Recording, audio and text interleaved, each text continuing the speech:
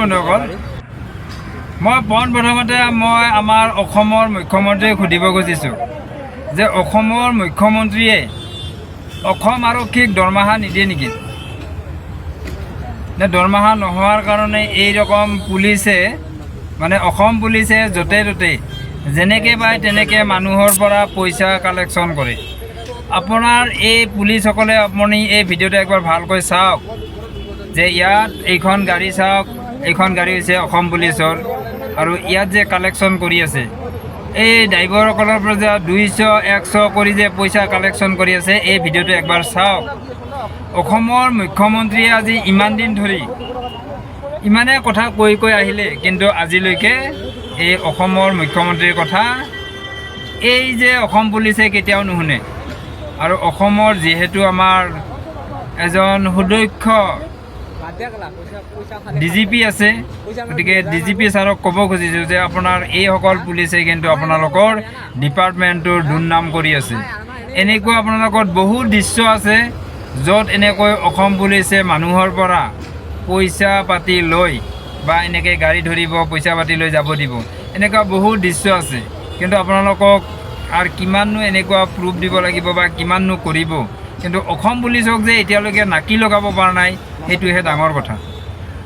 আমাৰ অসমৰ মুখ্যমন্ত্ৰীজনে হ'ল শক্তিশালী মন্ত্ৰী, কিন্তু এই অসমৰ শক্তিশালী মন্ত্ৰীজনৰ কথা এতিয়া অসম পুলিচে কেয়াৰ নকৰে। আৰু এনেকুৱা ভিডিঅ' বহুত দেখা পাইছে, আগৰ পৰা শুনি আহিছে যে অসম পুলিচে কেনেকুৱা ধৰণে কেনেকৈ পইচা মানুহৰ পৰা লৈ থাকে, কিন্তু কিমানবিলাক ভিডিঅ'ত এনেকুৱা দেখা পাইছে। কিন্তু তথাপি যে অসম পুলিচক নাকি লগাব নোৱাৰে, ইয়াৰ কাৰণটোৱে নাজানো। অসম পুলিচে আজি এইবিলাক কাম কৰি আছে। আজি অসম পুলিচে যেনেকৈ কালেকশ্যন কৰি আছে, নিশ্চয় এই নিউজটো বা এই ভিডিঅ'টো নিশ্চয়কৈ পাইছে। কিন্তু এইসকলে যে এনেকুৱা কৰি থকাৰ পিছতো অসমৰ যিহেতু এটা ফোনত বা এটা হেৰিত গোটেই অসম পুলিচে গম পাই যায়, অসমৰ যিমান পুলিচ আছে সকলোৱে গম পায় যে এটা মেছেজ দিয়াৰ লগে লগে, কিন্তু তাৰ পিছতে যে অসমৰ পুলিচে এইবিলাক কথা কেয়াৰ নকৰে, ইয়াৰ কাৰণটো কি? নে অসমৰ DGP ছাৰে এই অসমৰ পুলিচক শাসন কৰিব পৰা নাই, নে অসমৰ মুখ্যমন্ত্ৰীয়ে এই পুলিচসকলক মানে ভাল হেৰিত ব্যৱহাৰ কৰিব পৰা নাই, নে দৰমহা পাতি পোৱা নাই? এই বস্তুটোৱে বুজি পোৱা নাই। পাব্লিকৰ মনত এইটোৱে মানে শংকা যে পাব্লিকে আজি কিমান দিন ধৰি বকি আহি আছে, কিমান যে পাব্লিকে পুলিচক বেয়া পোৱা হৈছে, এই বস্তুটো হয়তো অসমৰ মুখ্যমন্ত্ৰীয়ে গম পায়, কিন্তু তথাপি কিন্তু অসমৰ পুলিচে এই বস্তুটো অনুভৱ নকৰে। কাৰণ কিয়? পুলিচৰ যিটো পাৱাৰ আছে, পাৱাৰটো মানে ব্যৱহাৰ কৰিব খোজে। সেইটোৰ কাৰণে আজি অসম পুলিচৰ যিসকল মানে এনেকুৱা ধৰণৰ আছে, সকলো পুলিচ নহয়, সকলো পুলিচে বেয়া নহয়, সকলো পুলিচক বেয়া বুলি নকওঁ। কাৰণ এনেকুৱা পুলিচো পাইছোঁ, পইচা যেতিয়া নাথাকে পুলিচে 50 টকা 100 টকা দি সহায় কৰা পুলিচো আমি পাইছোঁ।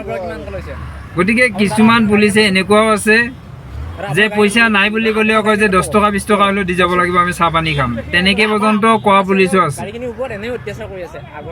কিন্তু অসম পুলিচক যদি অসমৰ এজন CM-এ যদি শাসন কৰিব নোৱাৰে, তেতিয়াহ'লে আমাৰ অসমৰ CM-এ যে কৈ থাকে স্কুলৰ মাষ্টাৰবিলাকক যে মাষ্টাৰ ঠিক নহ'লে ল'ৰা ছোৱালী কেনেকৈ ঠিক হ'ব, ঠিক তেনেকৈ যদি অসমৰ মুখ্যমন্ত্ৰীয়ে যদি অসমৰ পুলিচক শাসন কৰিব নোৱাৰে, তেতিয়াহ'লে কোনে শাসন কৰিব?